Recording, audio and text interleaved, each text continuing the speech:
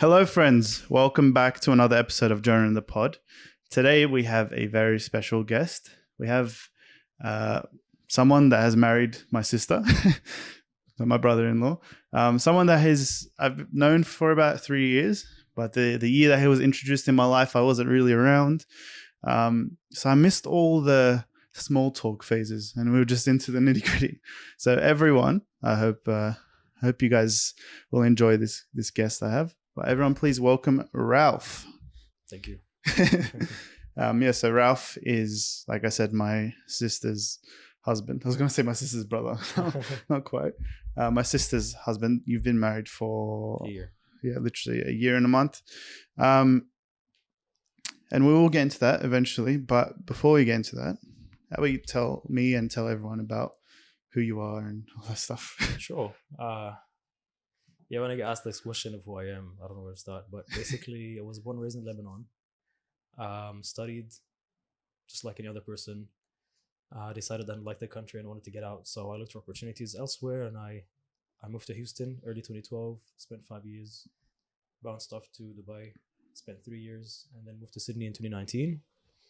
So bit of hopping around a few countries trying to find my sweet spot, sweet home. I found Sydney to be a really great place to settle down and get settled down. And right now I work in cybersecurity. So I'm in sales specifically. And I sell cybersecurity stuff to enterprise organizations. I am married to the best woman I could marry. So happens to be your sister. I'm not saying that because she's your sister.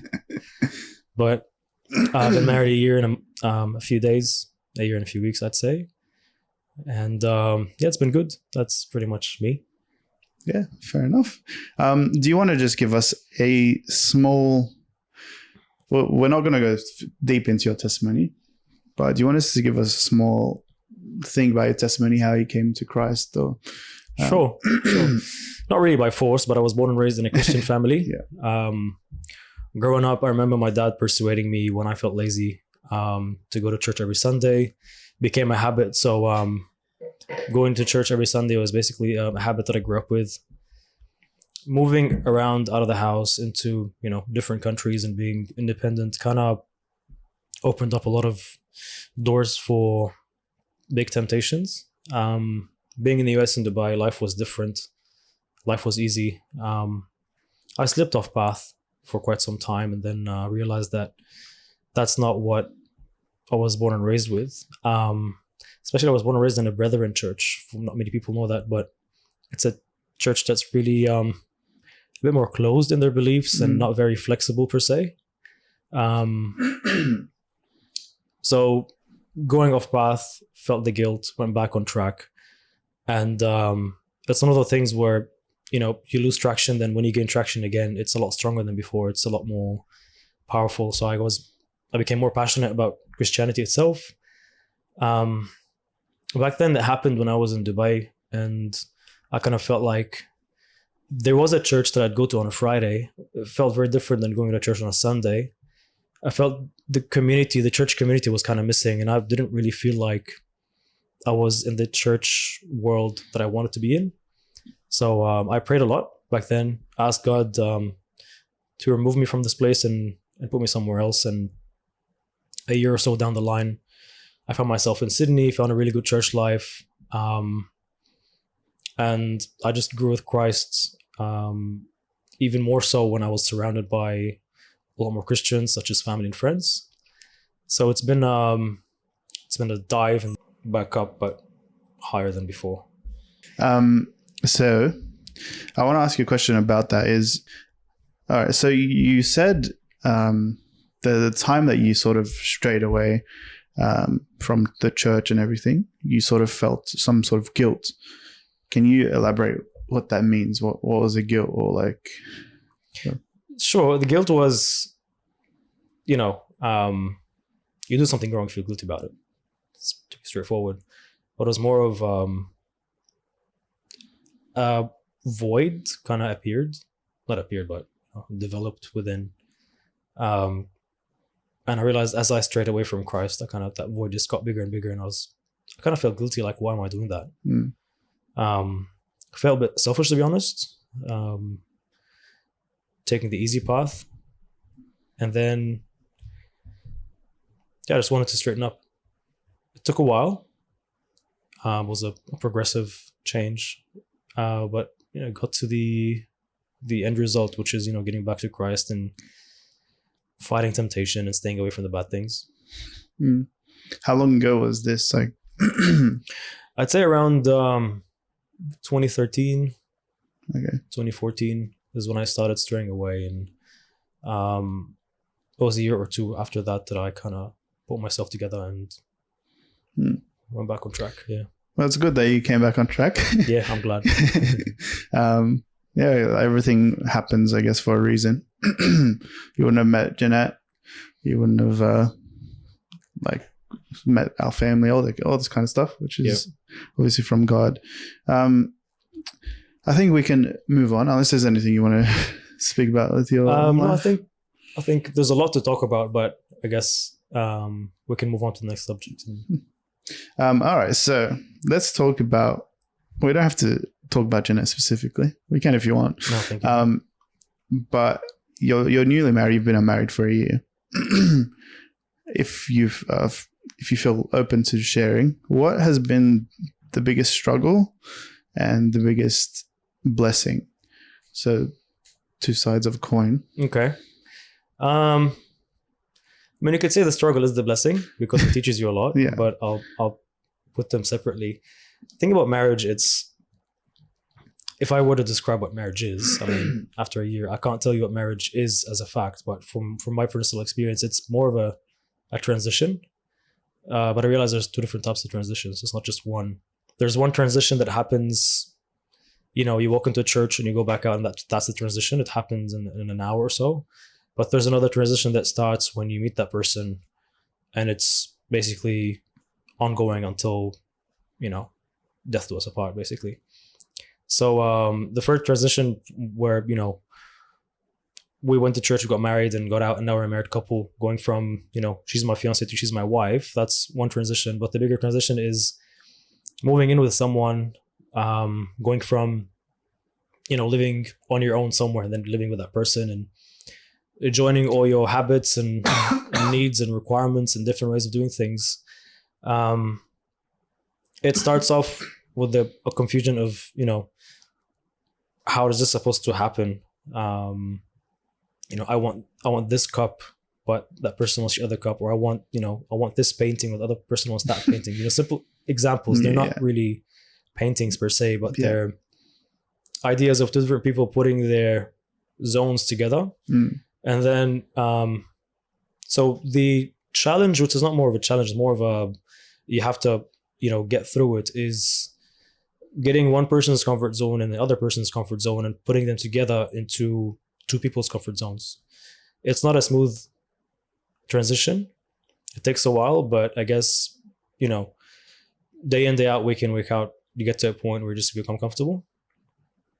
The biggest struggle was, for me, living on my own for quite some time and doing things my way, and then suddenly someone coming in and doing things just their own running way. everything. Correctly or incorrectly, it just, they have to change my own ways of doing things, which is, after some time becomes easy to do. And the biggest blessing is, Jen is a very supportive person. She's amazing, and she has I say she has a heart of gold, which she's just beautiful in every way inside out. So having someone like that to stand by me, it's a really good blessing, because with marriage comes a lot of responsibilities, especially being the man of the house. There's so many things that are my responsibility to get right, and keeping the place safe and up and running in many different ways. And having Jeanette by my side helping me with that perspective has been such a really good blessing. That's cool. And she's not the kind of person, there's certain people that want to marry someone and live there in their empire, but there are other people like Jeanette who want to marry someone and build their empire together. So it's not my empire, it's our empire, and we're both building it together. And she doesn't fall short That's cool. of what she has to do. I know a completely different Jeanette.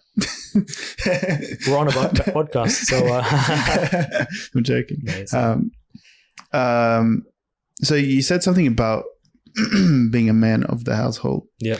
I don't think anyone watching will be triggered by that, but I know a lot of people in the world would be like, what does that mean, man of the household? What are you talking about? Like, yeah. So I want to ask you two questions. Maybe we'll start off.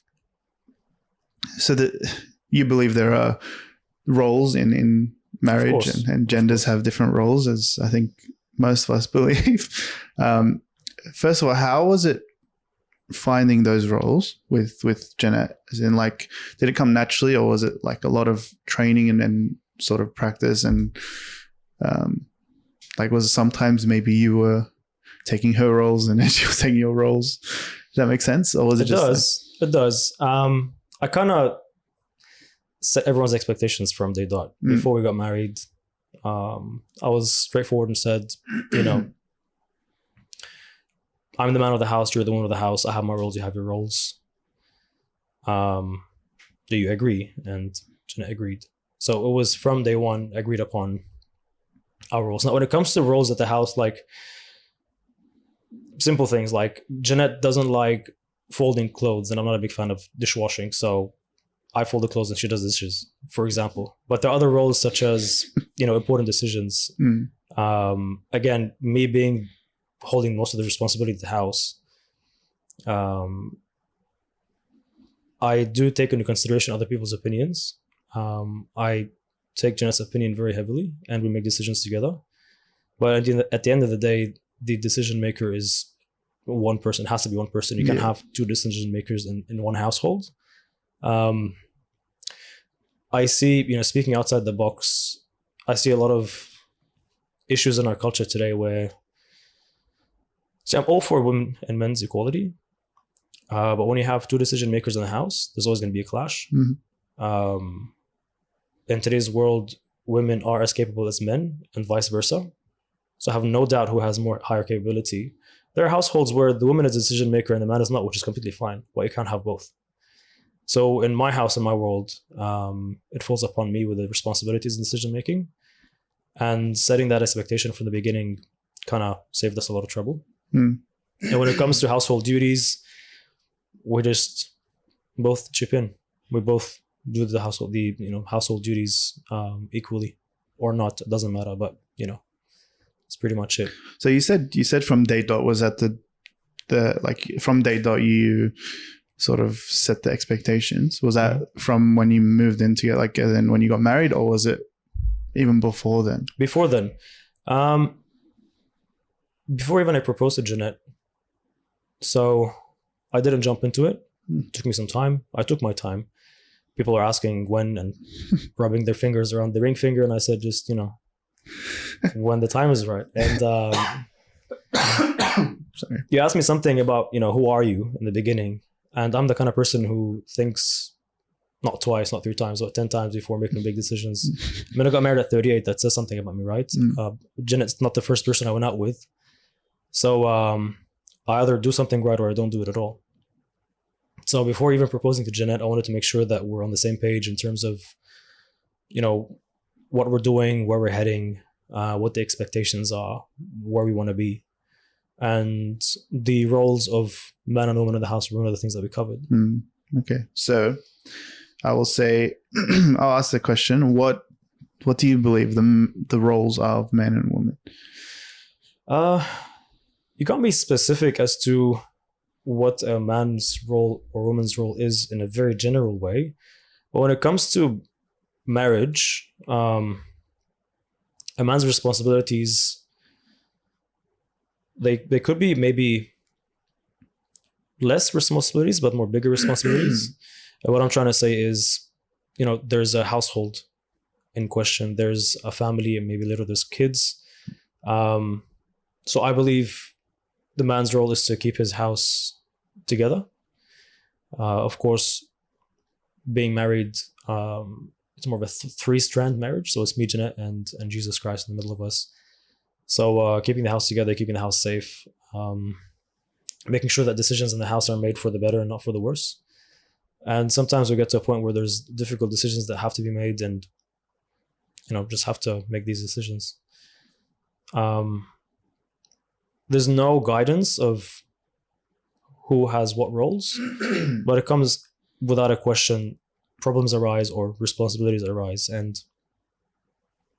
a man of the house would know that this is where I should step in, or this is my responsibility, and they take it. So there is no set guideline of whose roles is what. Interesting. Because I think we've been talking about marriage quite a bit, and the roles in marriage, I think there are some roles. I agree with you that each role is like sort of up for interpretation with each, but there are certain roles in marriage where, biblically, men lead, as you were saying, and women submit. In that you're both loving and all that stuff. It's not like the word submit is very tainted in our day and age. And lead is sort of like authoritarian sort of leading, and that's not what it means. If we look at the perfect image is Christ, and the way Christ led was led by example, led by like making the right decisions and making the hard decisions, and talking when needed to, getting angry when needed to, being quiet when needing to, like all that stuff. But also, surprisingly, Jesus submitted as well. He submitted to the Father. And as a woman should submit to their husband, Jesus submitted to the Father. And it's a beauty. That's the perfect image, right? Jesus is the perfect image, but the relationship that he has with the Father is also a perfect image, and the relationship he has with the bride is the perfect image.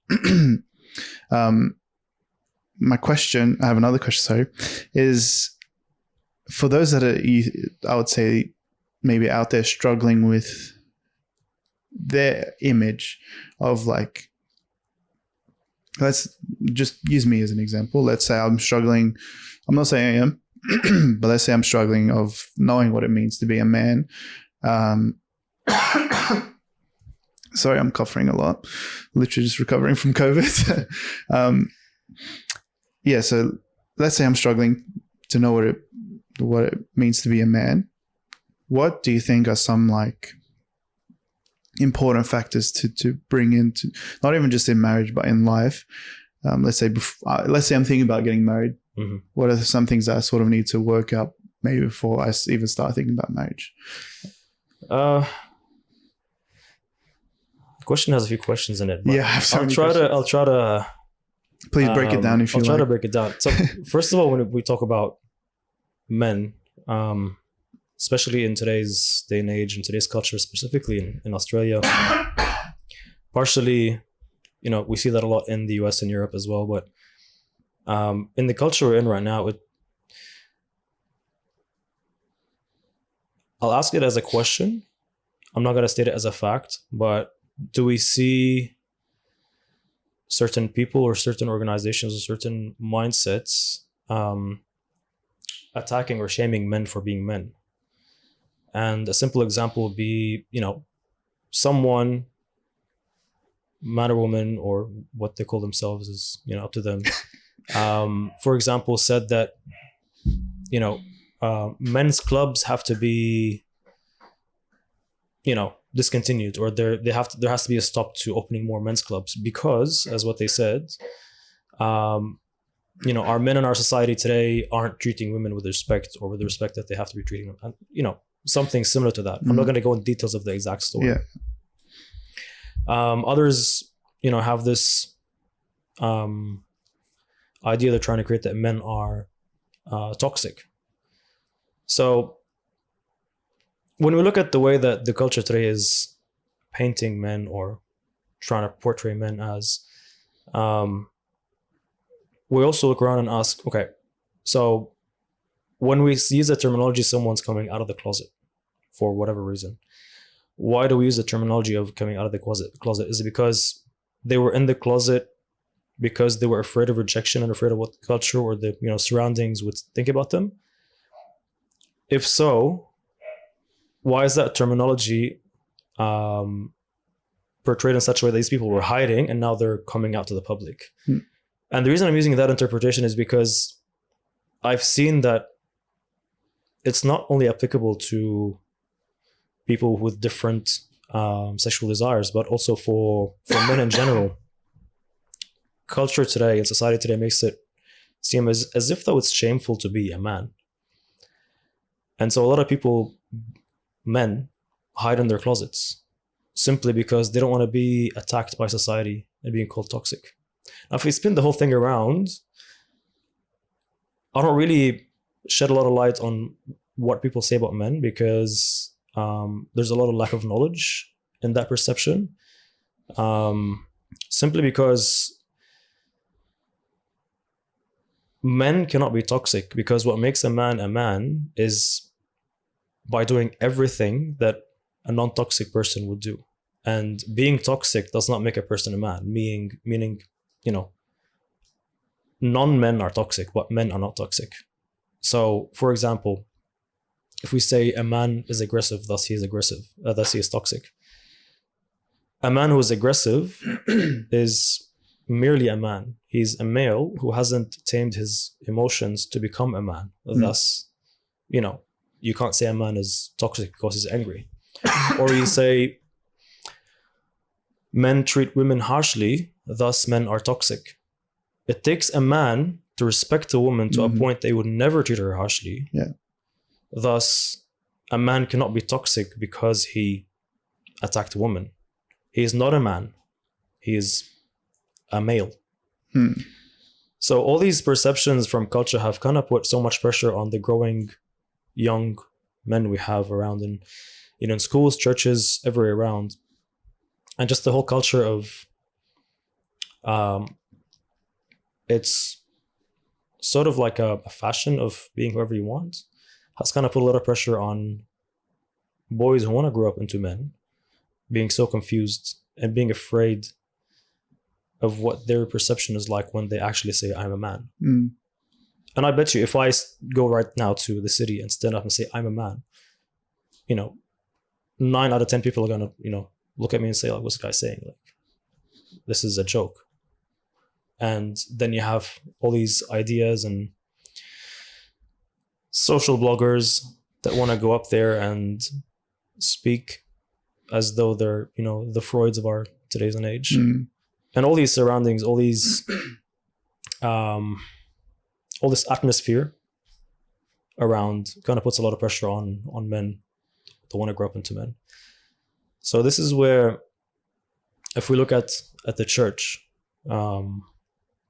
or outside the church, not applicable. Any boy who wants to be a man needs to put aside all and everything that is surrounded by in terms of social media, in terms of people's ideas and people's thoughts. Because at the end of the day, a lot of people have false views that are just their own views, although a lot of people have correct views, but all that is noise. So I just say, focus on being who you want to be, and just make sure that they're aware of the noise that they're going to be attacked, or the noise that they're going to be subject to. So you said focus on who you want to be. Yeah. But people would take that and be like, well, I want to be, let's say, a man. Some people would say, oh, I want to be a female. Oh, sorry, a male, and they say, I want to be a female. Like, would you still say be who you want to be? So when I said be who you want to be, as in I was referring to the youngsters that want to be men. But if someone comes and tells me I want to be a woman, I mean, I'm no one to judge. If you believe you're a woman, you believe you're a woman. I believe you're a man. If you believe you're a teacup, I'll happily put a tea bag and hot water on your face. Like, you believe what you want. But in my world, you are either a man or a woman. And this is something that, again, puts a lot of fear in people's hearts, mainly because, the whole world, including government and law, is now going against people that express their beliefs. So if I live in a world where my religion is going to be rejected and claimed false, that's their opinion. But I'm also gonna have the same opinion of rejection when other people try to force their own religion of gender or anything it is, Yeah. the same way that I get rejected. So if people want to say they're women, or if men want to say they're women, I'm not against that. I wouldn't approach them and say, no, you're wrong. I wouldn't say you can't say that. I'm going to say, you believe what you want to believe, but do not force me to believe what you believe. Interesting. There's so I like something that you you spoke about was that if you take away all the noise, you said if you take away all the noise and you say you are like be who you want to be. I think if you take away all the noise like of society, and then if you just had if you're a male and you took away all the noise, I think naturally, what are you going to do? You want to become a man. If you're a woman, you get rid of the noise. Naturally, you're going to be a woman. I think it's built in us to be those roles. But I think society and in the world around us has like everyone, not even just people outside of the church, but including me and people in the church. It's confusing all of us, right? Because it's like, oh, men are taking women's roles, women are taking men's roles, and this is a bit of a wild, I guess, statement that I'm going to say, but I would say 90% of the problems in the world right now, sorry, are caused because men and women are not being who they should be. It's a lot, but hear me out. I think I'm going to take it back to the first sin that's ever happened. If we look at the first sin that's ever happened, we have three characters. We have four, but we have three non-God characters. We have Adam, Eve, and the serpent or the devil. And all three of these characters are playing the wrong roles. So if you look at Adam, he plays what the woman should be doing. He plays the role that Eve should be playing. Eve plays the role that Adam should be doing, and the serpent or the devil plays God role. So Eve plays the man of leading. She's like, oh, Adam, we have a fruit. Let's eat it. I know God told us not to, but I'm going to lead you to eating the fruit. Adam submits to Eve rather than be like, hey, don't eat that, and eats the fruit. And obviously Satan is trying to be God, controlling man and woman and stuff like that. So I think from day one we see, day 7 or whatever it is, day 8, I don't know. We see just constant, from day one, we see throughout history and everything, men and women are not playing correct roles. And I think that's causing a lot of issues. We either have two extremes. We have man being too manly, which is causing, I put quotation if you listen to audio, and that's causing like toxic masculinity. Or we have men being too much like women, where there's no leading, to like emotionally led, that kind of stuff. And we have women that are on either spectrum as well. I think it's causes just mayhem. My throat is really struggling. It's causing mayhem in the world, in church, and everywhere we look. It's just causing chaos. And I don't think we see clearly. And I don't think many people even notice what's going on. I mean, I've only started to sort of notice recently because I've been looking into it and like I've been searching what it means to be a true man as well recently. So just to go back, to rewind a little bit backwards, you said if we take out all the noise, then men or boys will naturally grow into men, and then girls will naturally grow into women. I think if you look at it, there's misleading factors, but there also has to be leading factors. So removing all the noise isn't going to make someone improve in any aspect.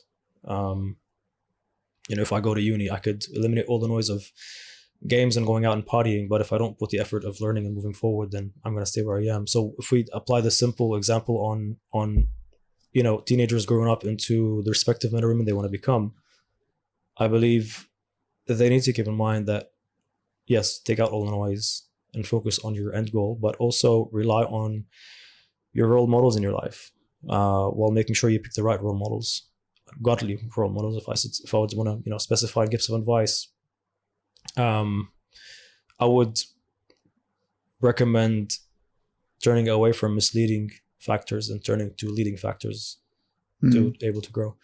And then moving fast forward to Adam and Eve and the serpent. So before you get there, can I just have a point? I have a question on that. Hold your thought. I just want to ask a question on your first point. Who would be those leading factors in your opinion?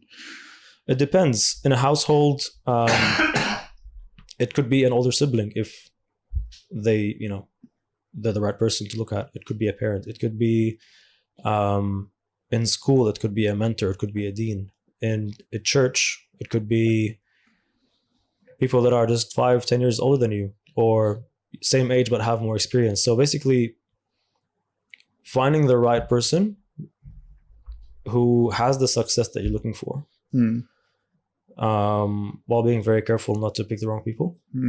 Because at the end of the day,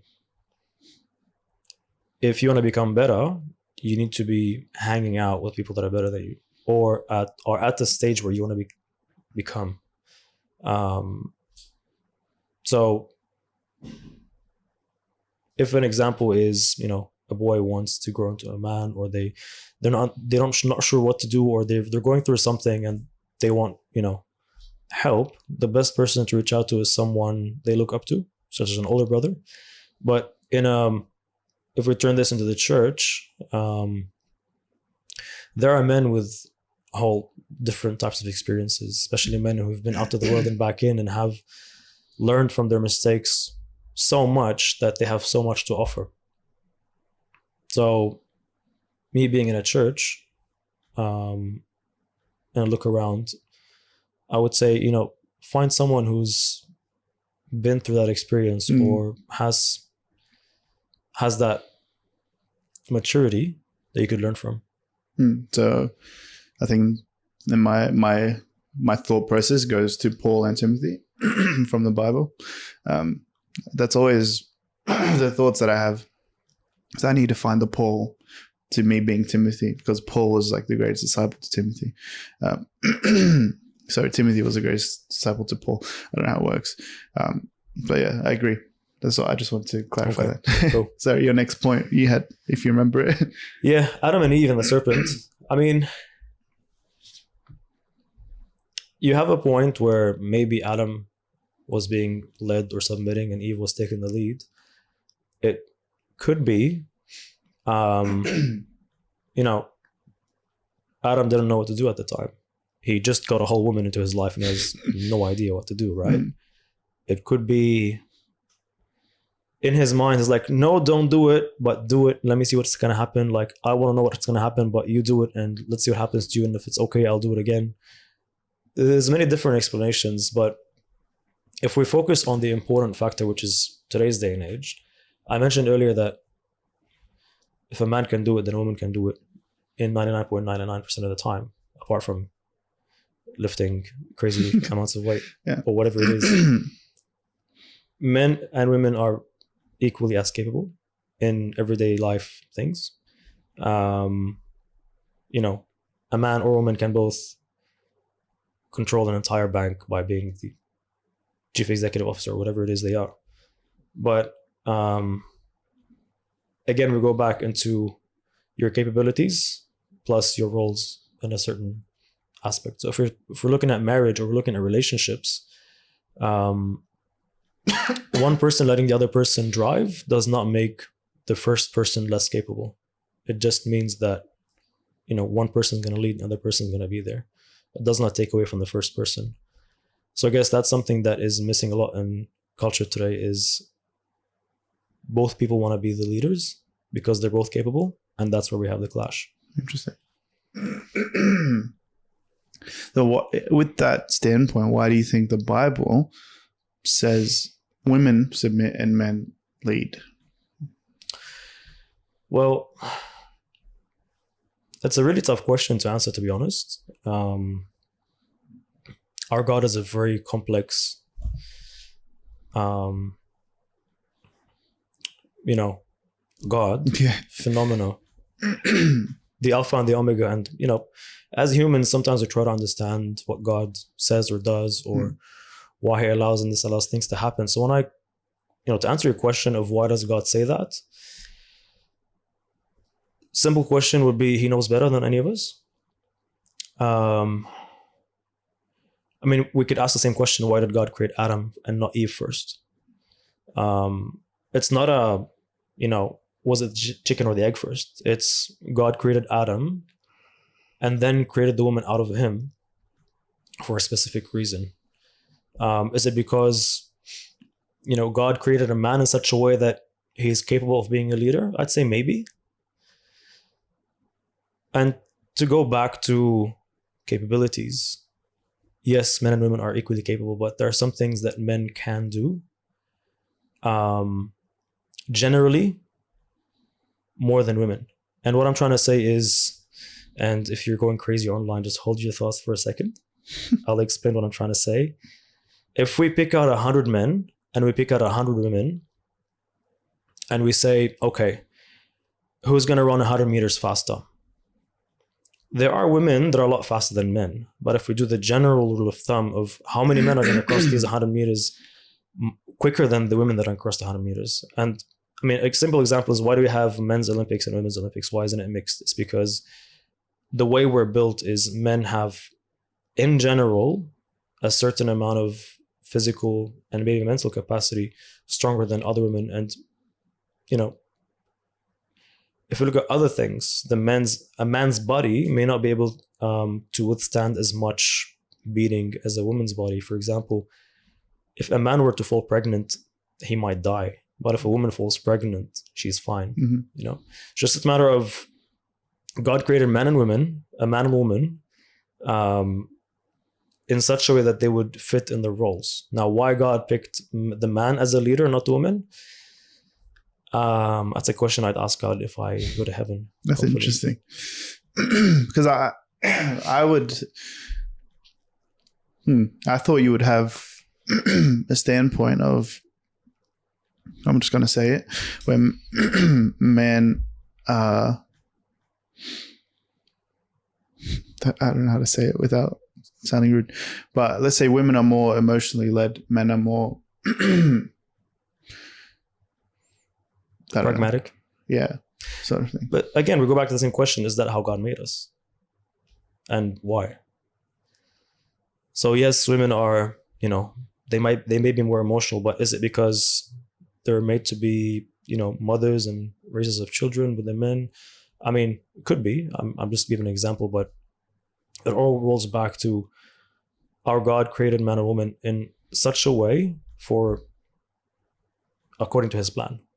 So he knew that, or he planned that, okay, so I'm going to create man as such and woman as such because these are the roles. But why he picked certain roles for the men, opposing to why he picked different roles or different capabilities or mental capacities or, not mental capacities, emotional capacities differently, that's up to God. We don't know. Interesting. So I'm going to ask this question, but I don't know what you believe in this standpoint, but the Bible says women don't preach or have authority over a man. What is your standpoint on that? Because in my head, it's sort of like they sort of go hand in hand in my head. It's like men lead, women submit, but also women don't have authority over a man. Like, the Bible says some harsh things. It does. Sometimes it's hard to to actually sort of understand why and all that stuff. And if I wasn't a believer, there'd be a lot of things in the Bible I'd be like, I don't like that because it's not equal or whatever it is. But as a believer, I have to look at that and be like, as much as it sort of confuses my mind, I have to believe in it, right? So why does God say that? And like, just to your point as well, or is it just like God knows again. Again, so why does the Bible say a woman should submit to her man? Now, submit doesn't mean, just shut your mouth and do what he says. Yeah, No, yeah, but like, submit in love, it's very different.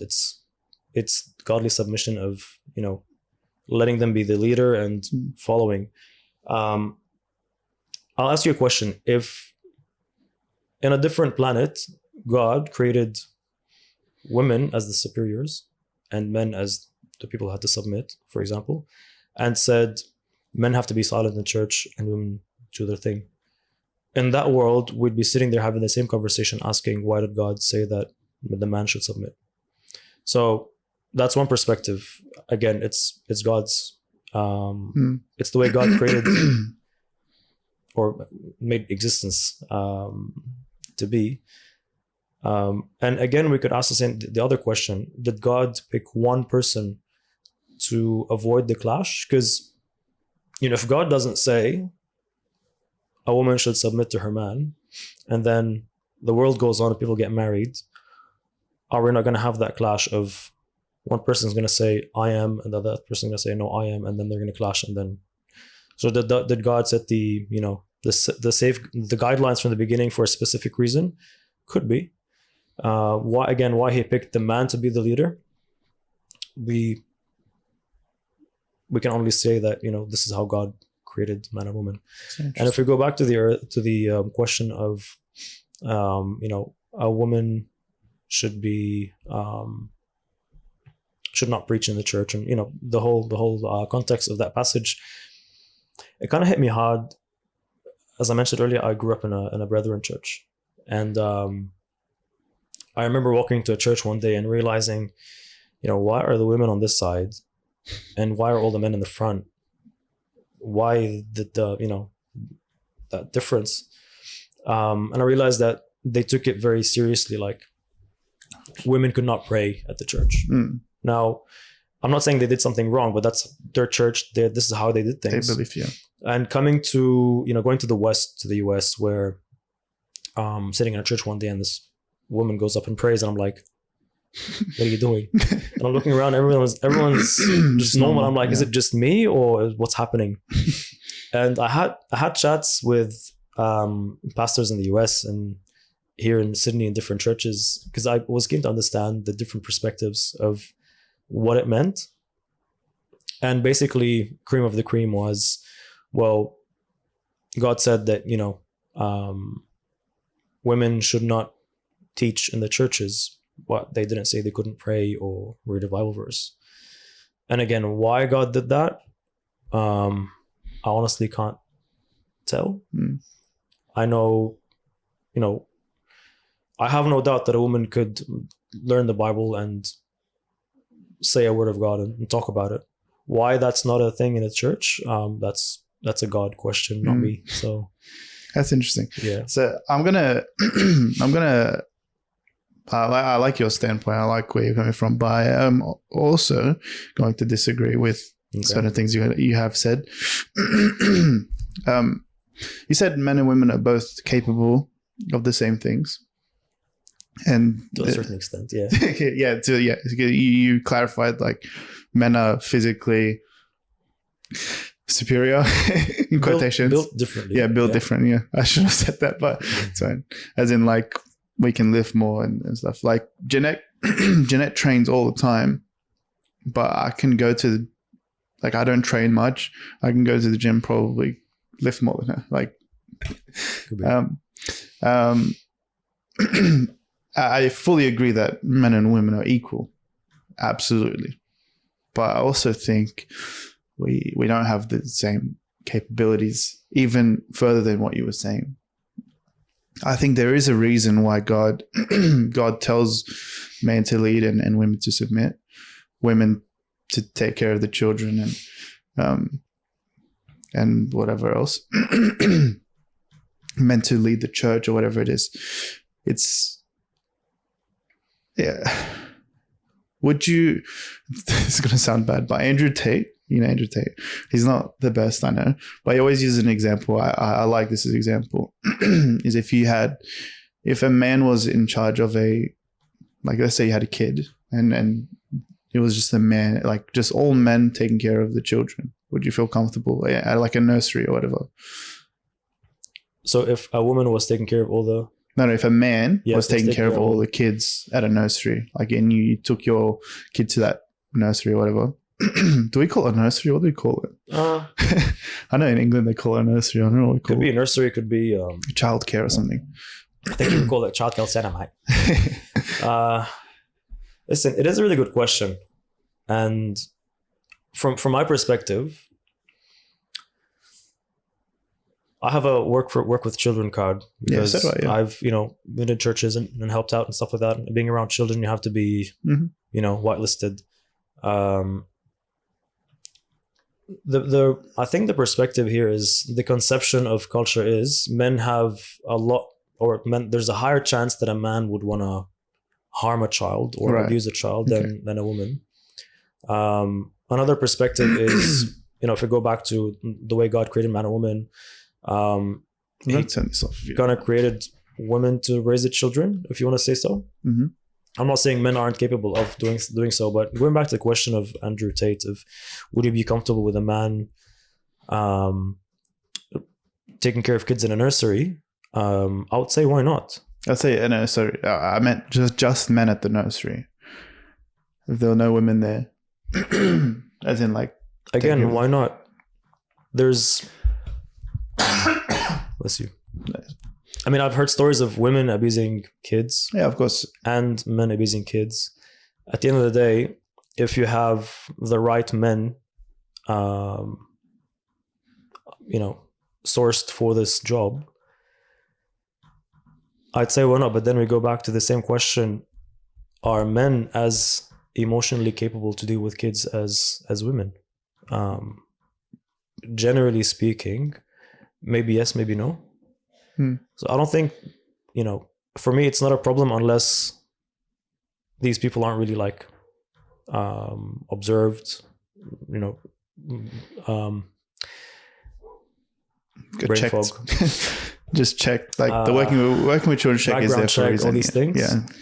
I mean, if my kid was in a nursery and it was all run by men, but there's cameras and these guys have been checked and we know who they are and the whole place has a good reputation.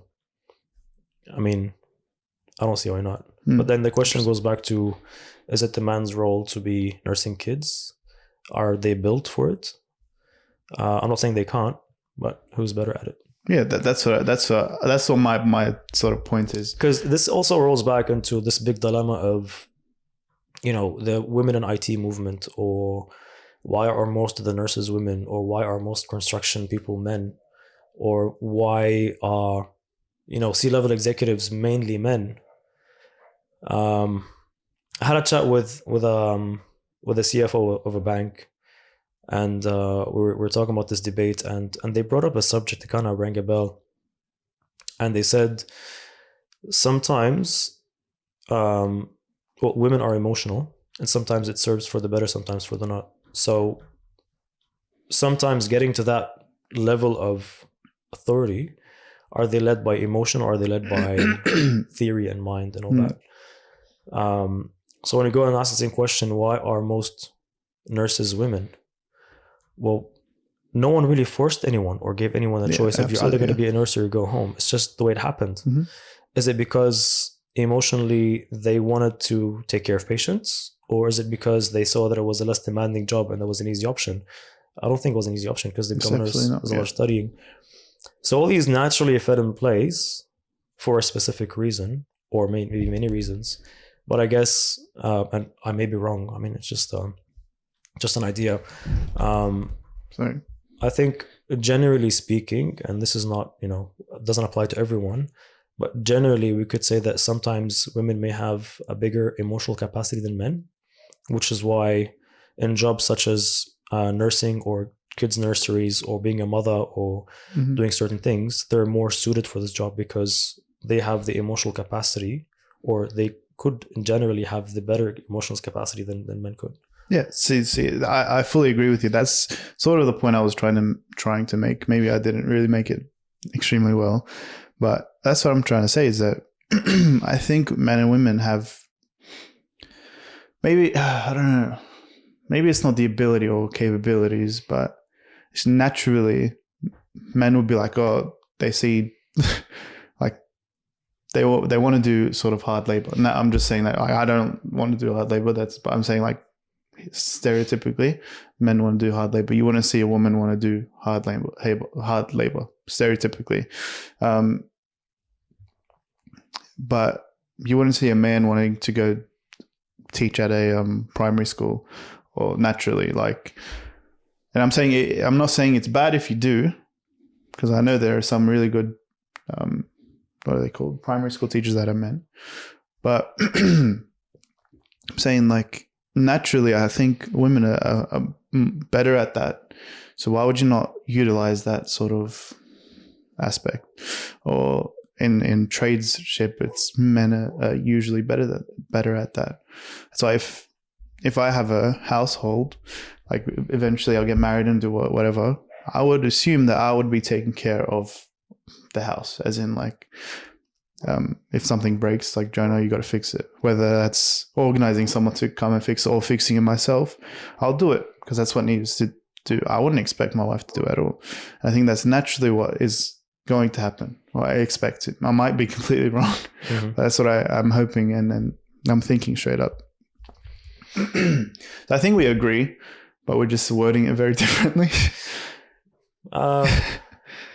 True. The thing is, it's not a simple.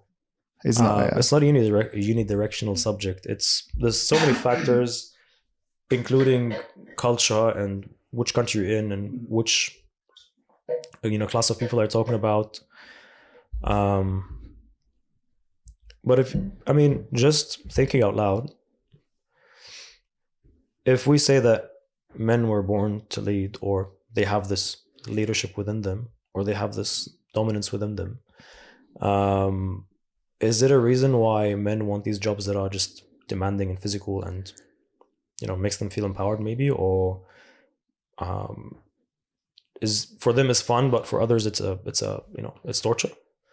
So we really can't say, or we can't label things and say this is this and that's that. Yeah, for sure. There's so many factors that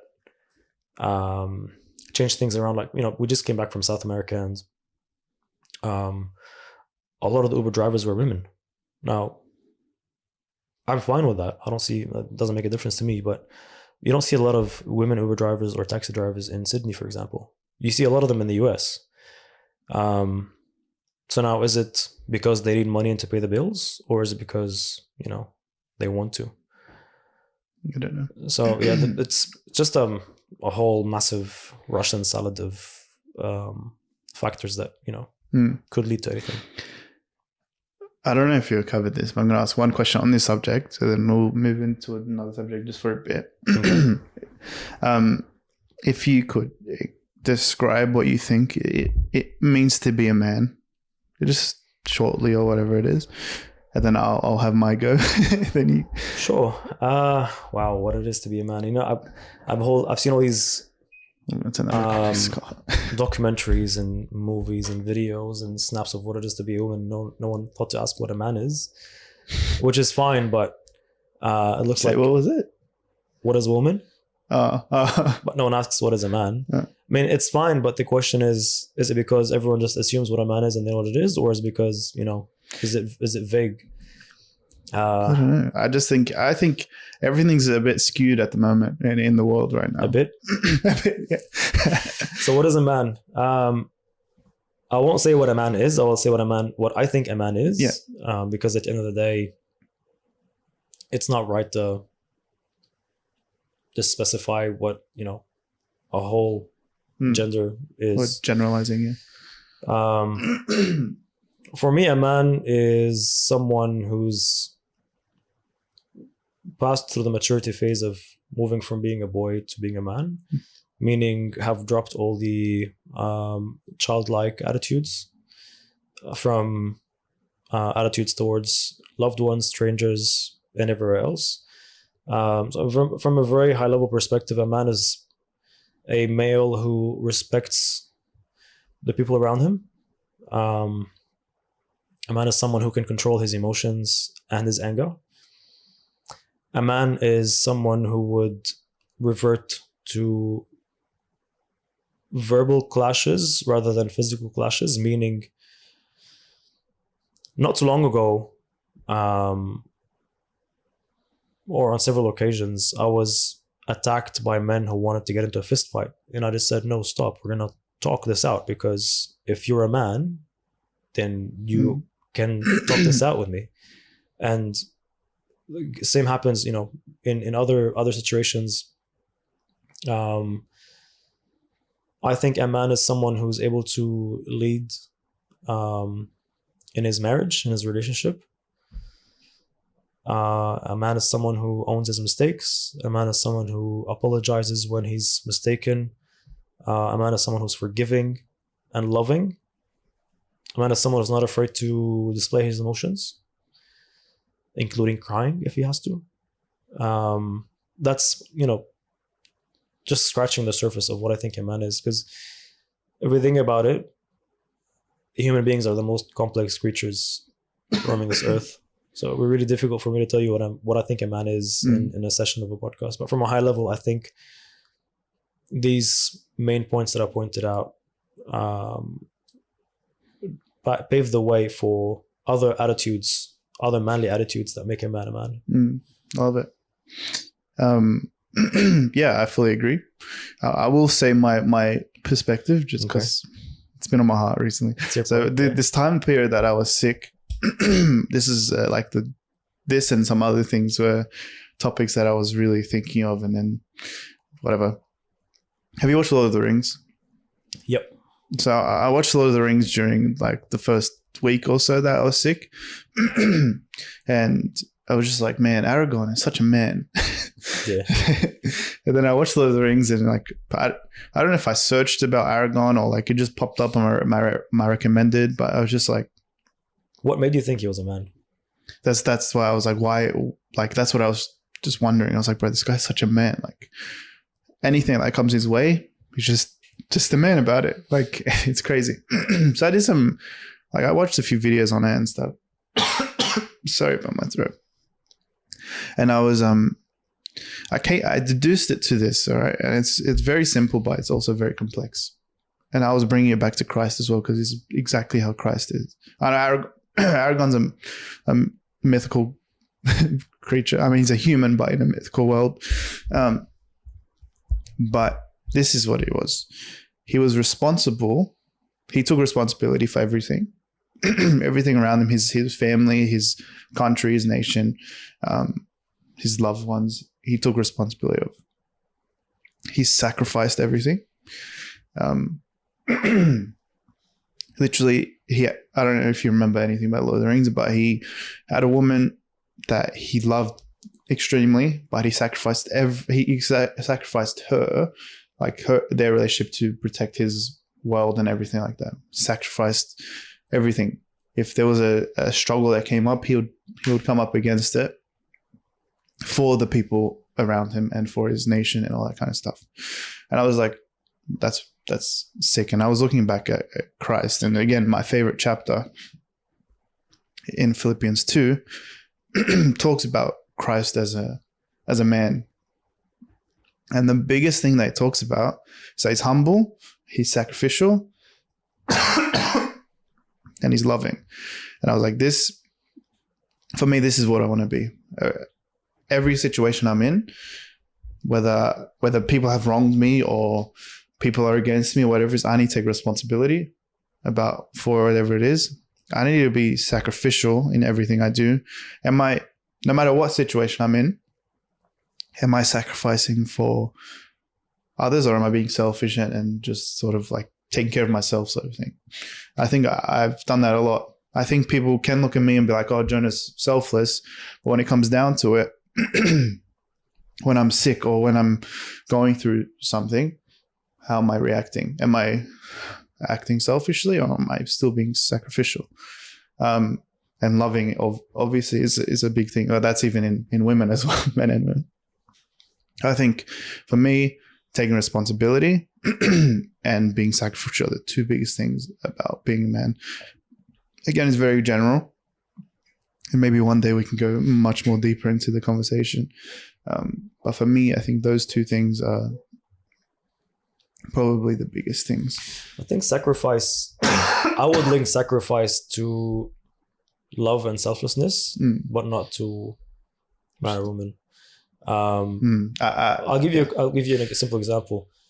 You know, would my wife sacrifice me to save a child? I would say do it. Yeah, for sure. And, you know, same thing. Would I, you know, sacrifice one thing for another?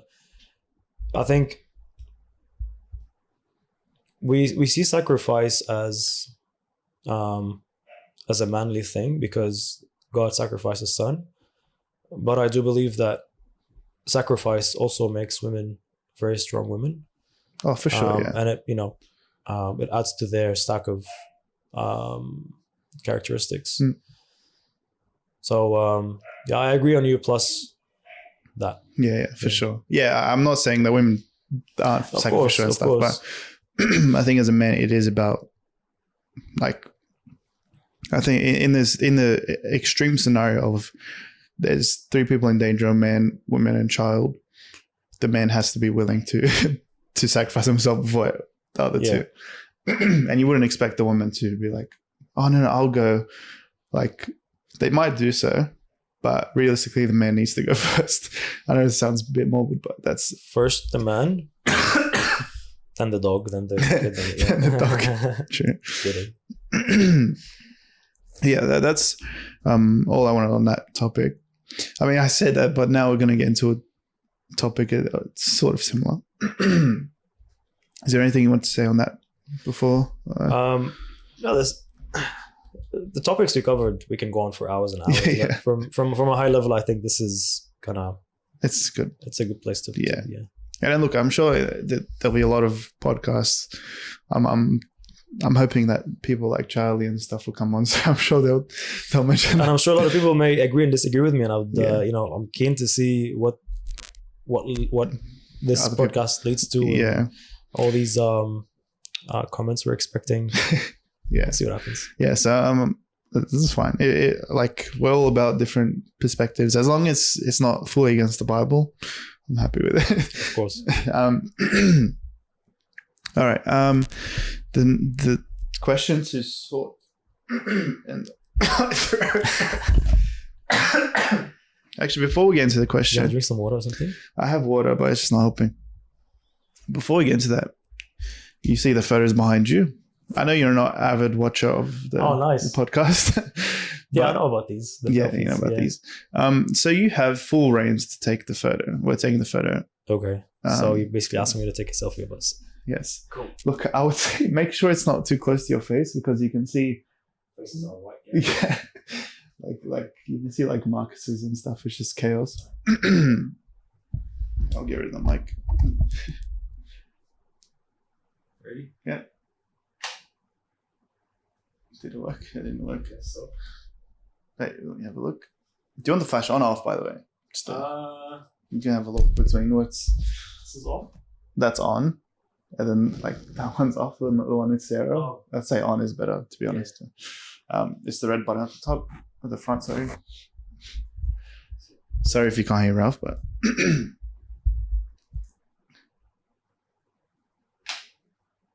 No? The red button? Yeah. Are you pressing it? There's another one. What the heck? There's definitely film in there. Is this press the flash? No, so that means the flash is on. Yeah. Yeah, and there's 5 film in there. So I don't know why it's not working. Maybe hold it Longer? I don't know what's going on. I'll just press it harder. Yeah. There we go. All right. And then we'll leave it. Okay. No, I'll take it. Everyone has issues with these because they're always scared. But I'll just put it in here to hide it.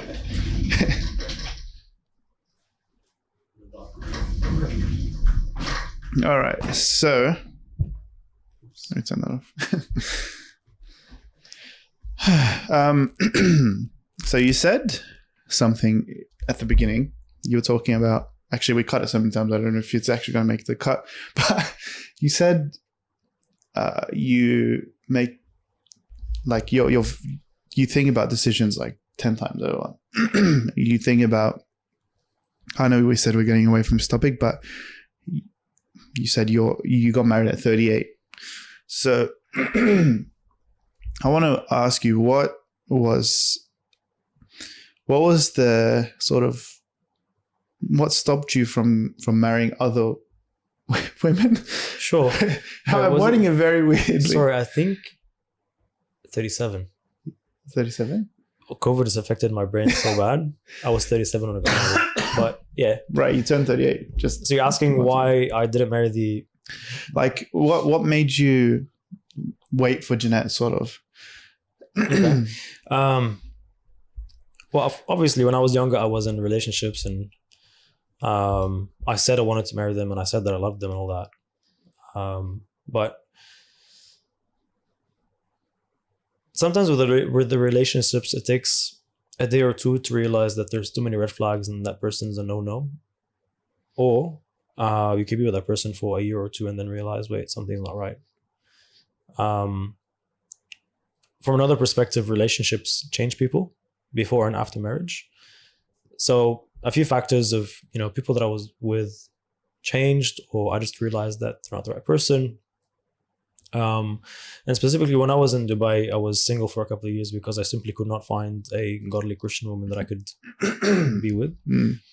So there were a few factors, but the reason I didn't get married earlier was because I realized that if I married that person, I wasn't going to be happy and I had to break it up. So, when the relationship was, 2 years and a bit, 2 years and a half, plus or minus. And then I realized that, where am I going to be with this person in 10, 20, 30 years? And I didn't like the picture, so I just bailed. So it's basically, I'm either going to get married and be happy about it, because I don't want to be like the other friends that got married and 2 years in are hating their lives and telling me don't do it. I want to be the kind of person that says, yeah, do it. It's awesome. Because I came across people that said, we've been married 20 years and we love it. So it's like, what did these people do differently than these people? And were you asking why I married Jeanette, or? I wasn't asking for specifics, but maybe specifics would help. What caused you to actually be like, all right, Jeanette is the one for you? As in, was it boxes that she ticked? Wow, okay, I have a tick.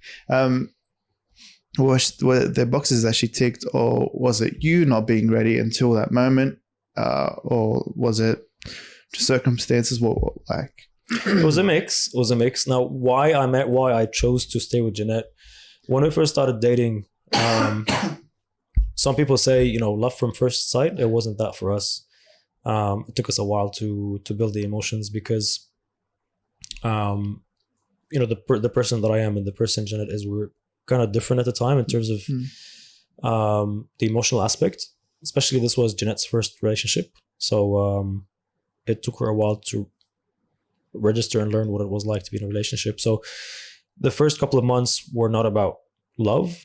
It was more about, I'm learning this person and I'm learning more about them every day, and I can't wrong them. And I think it went both ways. So it started off as ticking the boxes. Yep, Christian. Yep, awesome family. Yep, cool mom. I asked Jeanette, was like, I want to meet your mom on the first or second week. Because that's important to me, right? Yeah. And I loved your mom from day one. Loved at a keyword. Starbucks. Very American of me asking her to meet me at Starbucks. Starbucks, that's so funny. I was brand new here, so no judgments. Yeah. So it was mainly the aspect of, yes, this is the right person that I want to be with. After that, the relationship developed. We started to build bigger and stronger feelings toward each other. And then that kind of happened during COVID. So from my perspective as well, I was studying at the time, so I wasn't allowed to have as much work as I wanted to. So that perspective kind of slowed things down in terms of getting to where I want to get to. But COVID happened, we were in lockdown. I actually started shopping for a ring way before I proposed. Oh, really? So just to sort of set the timeline for people. 2020, you guys got together. Yeah. 2020. This at the beginning. This why I said I was away.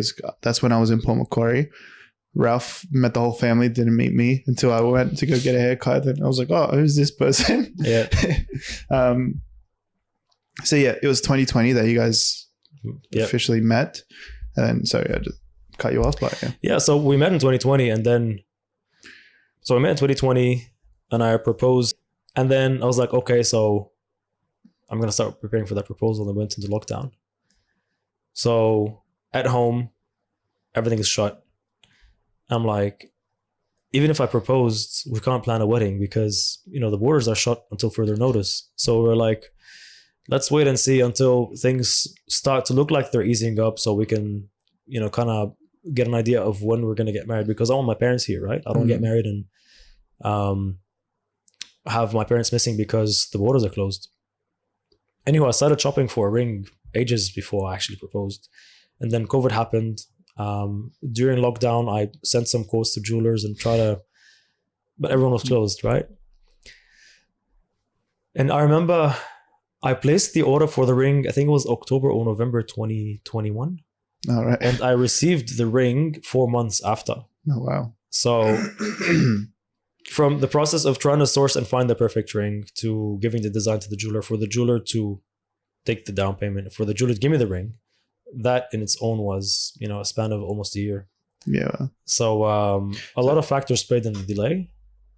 I would blame COVID for most of it, because even with the wedding, we had to push the wedding to the end of the year because we realized that, they're just starting to open the borders. And we have to do it, at a later stage. So a lot of factors kind of pushed everything months and months in advance, and then it happened. Did you guys book the venue even before you proposed? Yes. I mean, you had to. You were stuck between a rock and a hard place. Really. Jeanette was like, at one point, I picked up Jeanette. We're going for dinner, and she was like, "When are you going to propose?"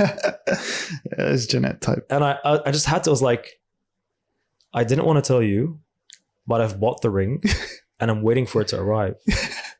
And I bought the ring months ago. Like, you have to, I'm waiting, same way you're waiting. Like, just wait. So, yes, we booked the venue before we even got engaged, because we both knew we were going to get married. And we're like, okay, we're either going to book a venue later and then maybe not find one, or just, we're going to get engaged eventually. Let's just get this out of the way. Yeah. It's, it's one of the biggest... one of the biggest challenges in a wedding is finding a venue, especially coming out of COVID, where everyone's booking their venues years in advance. We're like, we're going to have to take this window right now or we'll miss it. So we booked the venue after I secretly bought the ring before we got engaged. And it was a really good decision. It was smart. Yeah, that's good. So, I mean, that's cute. But for anyone that's watching, or even myself or whoever it is, what would you tell them? Let's say they have the desire to get married, or they have a desire for someone, or whatever it is. What would you tell them to be like, okay, go for it? Is there any stipulations that you would put in place of like, first make sure of this and then go for it, or just be like, go for it? I'll say first pray about it. Yeah. Then pray about it. And then pray about it again. Throughout my transitions from country to country, from one stage in life to another, from, man to woman. One. Sorry. Yeah. Everything that I've had to go through, a lot of the things weren't easy. And then I started building up this habit for prayer. And I cannot stress enough on this subject, but praying is the most important thing a man or woman can do. God is amazing. He's always listening. And throughout my life, I can give you 1,000 examples of situations I was in and I prayed about it, and then Lord intervened and things just worked out in a way that I didn't expect to happen, or in situations that I thought were impossible. So today people ask me, when are you going to have kids? And I say, in God's time, but never ask me again if you want to be my friend. So things happen in God's time, whether we like it or not. Back in Houston, I prayed with pastors. I prayed day in, day out for the Lord to open doors for me in the US, and it just never happened because it wasn't in God's blueprint for my life. So the same applies to who you want to marry. You know, before meeting Jeanette, I was like in love with this person, for example, and I was going to marry them, but things didn't work out. And I was like, I really wanted this to happen, but then I'm in a much better place now. So regardless of whether things work out or not, and before even stepping into things that could work out or not, I always say pray about anything, specifically when it comes to big decisions like marriage or getting into relationships.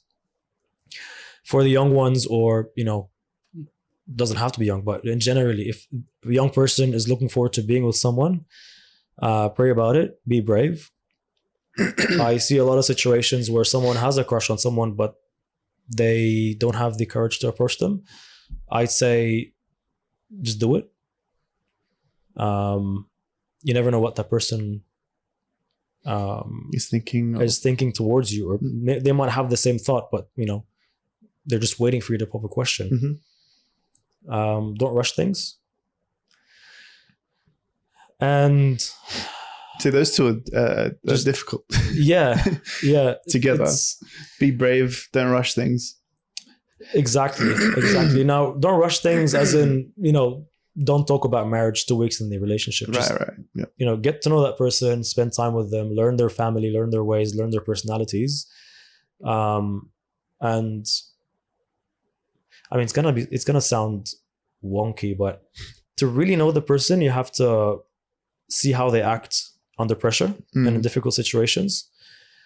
So keep an eye out for difficult situations and learn these people, what they're like and what you're like in difficult situations, because that helps you a lot in learning of how to be the best person for that person.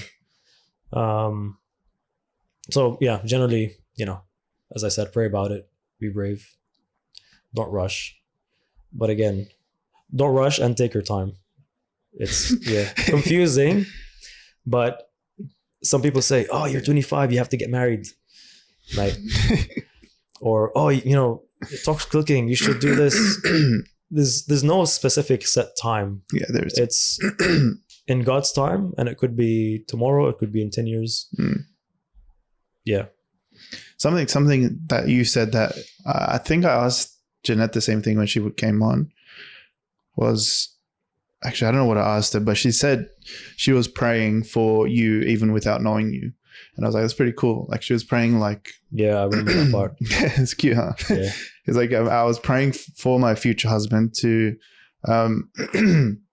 like, Lord, build him up and make him into the man that you have in store for me. Like that's so cool. It is. So good. Yeah. And I think I've said this to so many people of like, even if you don't have anyone in mind, start praying now. So when someone comes along, it's very clear. When you're asking God, just provide, or you're asking God, what do you want from me or whatever. If you see someone come up, most likely from God. I mean, if it's a Christian and ticks the boxes, most likely from God, then you know. If you're not praying about it, you're going to be always confused, right?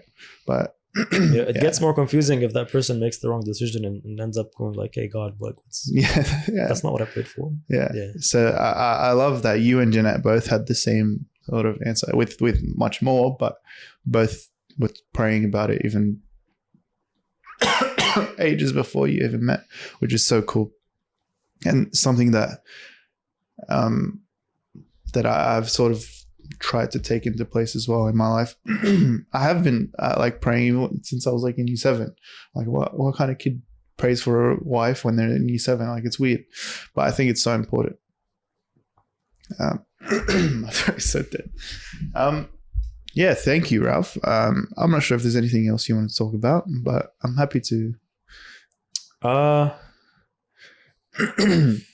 don't know, what questions do you usually ask? To be honest, this is the first non-testimony one that we've had. We've been going for, it says an hour and a half, but probably like give or take 10 minutes because of all the camera stuff. So probably an hour, 20 minutes. When you ask people about their testimonies, what do you look for? I want to see how, like, for me, a testimony doesn't mean how you came to Christ. It means how has God impacted your life. Mm-hmm. That's the biggest thing. I want to see how God's working in your life, because I've seen how he's working in my life. I would love to see it like in other people's lives. Yeah. I mean, my testimony isn't that, like, I don't have really a testimony. I just, was born and raised in a Christian church and a brethren family, was very by the book and hardcore. And I think if there's one thing that I would really want to stress about again is prayer. My testimony would be that God has been so good. God has blessed me so much, even though I stuffed up a lot. To a point that even after watching The Passion of the Christ and visualizing what Christ has done for me, I'd look back and say, I would never do this again. I'd look at the mirror and say, how would I feel doing something wrong, knowing that God has been so good to me? It's like someone does something good to you and then you just throw a tissue box at their face. Like, in a nice way to put it. I like yeah. So if there's anything about my testimony, the way I changed and the way I went from veering off pretty badly to straightening back up, God has been so good to me that I just can't. I don't want to sin. I don't want to do anything wrong because He's been so good to me. But the biggest bold, italic, underlined thing I would want to say and I would really want to stress about is prayer is the most important thing. And the biggest weapon has transformed my life and is the biggest weapon that I hold dear to my heart. So if there's anything you want to take from this podcast apart from talking about women and Andrew Tate's childcare center, more than anything, just pray about anything, pray about everything, and just depend on God. Well, I was going to ask you if you had advice. Oh, there we go. But I think that covers it, is prayer. I think if you know me, like, if you talk to me about anything, it's always prayer. There is also reading God's word. I struggle with more than prayer, and I know some people struggle with prayer more than reading God's word, but both come in hand. You listen to God, but you also talk to God, and it's a conversation. Yeah. But I'm happy with that. We'll get the photo out. We'll see. I don't know where I put it. Oh, there it is. Let's see if it's... You're a bit white. Oh, wow. I thought I was a lot more tan than that. That's good. I'll show the camera. Am I meant to put it on the wall of fame? Yeah, so you sign it first. It's this, on the front? Yeah. Just pick a color. Probably don't put your signature, just in case you don't know who's watching and forge you.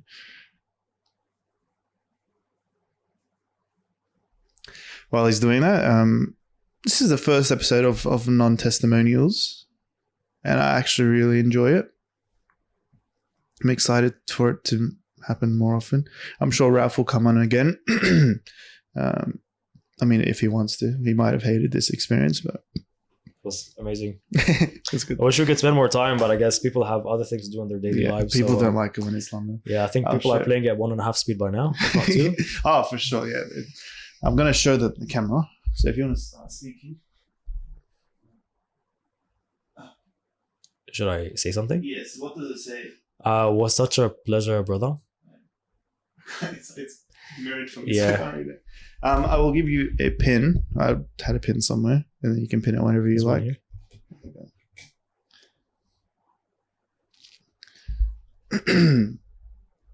But for sure, next time, if you have any topics you want to... Oh, it is slippery. There we go. There we go. I was surprised you didn't put extra... Where's Jeanette's? Oh, there. Oh, yeah. Cute. Don't tell her I put it there. She might watch it, so. There we go. You know, it's annoying. People put like random gaps in it. So Yeah, I'm wondering why Jonah is usually like a bit more OCD than that. I don't know why she put it there. Yeah, there's like a bit of gaps, and I'm just like, what am I supposed to do with this? I might have to just fix it up. Like my dad put it in the middle of nowhere. Nice. Strive. Strive, yeah. That was cute. That was awesome. Thank you, Jonah. No, thank you, Ralph. Is there anything that you want to say or shout out or anything that you... No, just this has been awesome, and I mean we've been wanting to record this for quite some time and it never worked in either our favors, and just keep doing what you're doing. This is a really good experience. Like walking into the room, I had no idea what to expect, and I really enjoyed this conversation. Yeah, I enjoyed it as well. It's good. So I mean, for those who haven't done the podcast, this was really fun. I really enjoyed this. Tell people to come someone like you. Yes, come on. And anyone specific that you have in mind? Andrew Tate? No, not really. I guess. Thanks so much. It's been such an awesome pleasure. Thank you, sir. Appreciate that. Likewise. Thank you all for watching. We did have camera issues. That's why there's no main camera, but that's all right.